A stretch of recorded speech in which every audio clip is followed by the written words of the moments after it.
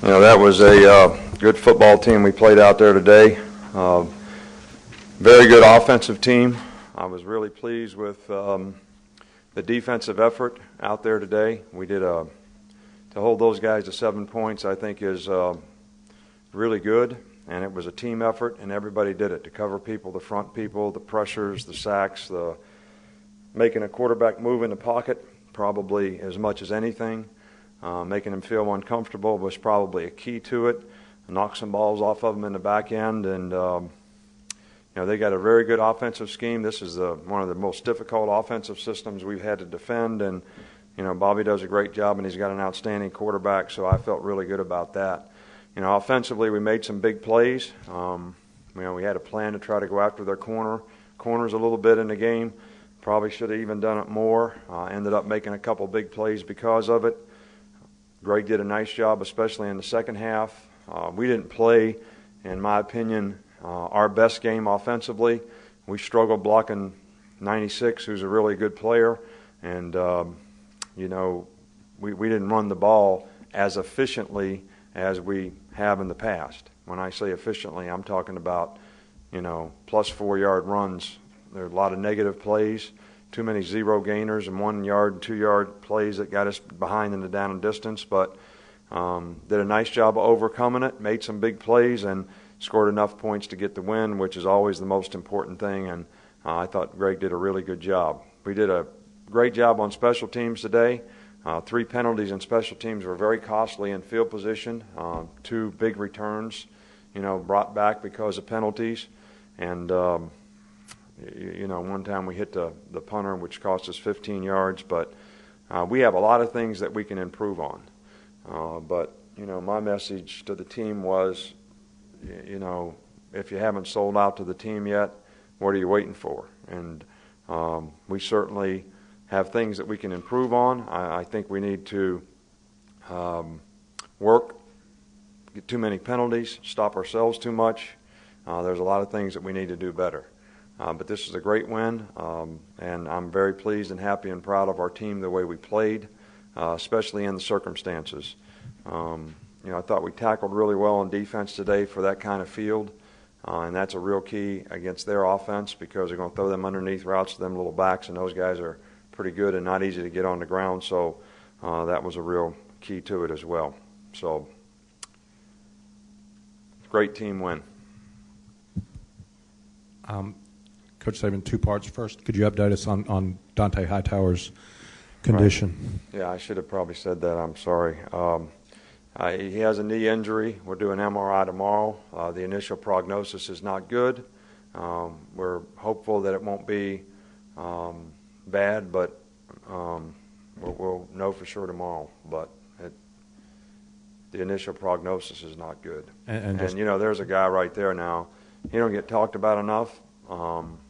He's a fine young man, great leader on our team, one of our best football players on our entire team. Best pass rusher we have, very good linebacker, plays in nickel, athletic size, and I hate to see any player get hurt, ever, but that one there is a good one.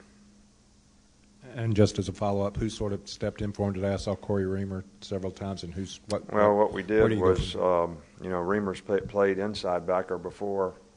He also plays what we call nickel, or the money position. So Anders went and played Sam. Courtney Upshaw went and played Jack. And so Anders kind of took his place, and then 41 kind of took Anders's place, basically. We had a lot of scheme things for, Dante to do in the game from a pass rush standpoint, and the other guys did a good job of filling in and executing. Coach, could you comment on the Wildcat touchdown? Well, if you watch TV, you've probably seen it before. I think Miami scored a couple touchdowns on that last year. Sweep, toss it back to the quarterback and throw it. That was a play that we were going to run in the first half, no matter what. And situation at midfield to take a shot was a good time to do it. Mac did a great job of calling it. All this BS out there about you all create stuff that, I'm not happy about sometimes, and sometimes I let you know, and sometimes I don't. Bobby's a great offensive coach. Kirby Smart's a defensive coordinator here. He did a fantastic job of getting our players ready to play in this game. All right, so all this stuff about this guy versus that guy and all that, that's BS. Okay, we have a defensive coordinator. We have an offensive coordinator. He did a great job today. All right, calling the game, putting the plan together, teaching the players and all that. All right, I help him. I'm his GA, and that's it. So, all that got proven out there today that is, I'm a better GA than somebody else. That's not really fair, all right, to our coaches on our staff and everyone else. Coach, you've talked a lot about the importance of affecting the quarterback. You had 8 hurries today, also 3 sacks. What kind of things did you do to affect Mal today? Well, we, they were trying to slide the protections all the time on our pressures, and I think some of the best pressures that we got were edge pressures. We hit them a couple times on boots. But we actually had a cross done in the middle that we got pretty good pressure on a couple times, but played zone with it. So some of the things that we did today were not conventional. We would try to play cover 2 and rush the inside backers and do some things that are a little bit different so that he wasn't always getting middle of the field coverage and could just throw it up on the corners. The one touchdown they scored, we busted the coverage on motion, made a mental error. So one guy was playing one thing and one guy was playing something else, and it was just regular people. Just pro-to-slot motion, one of the simplest things that we ever play against, and we made an error on it. But he worked so much on nickel and purple and 5 wideouts and all that stuff that sometimes, the most basic things are the ones that you don't spend enough time on.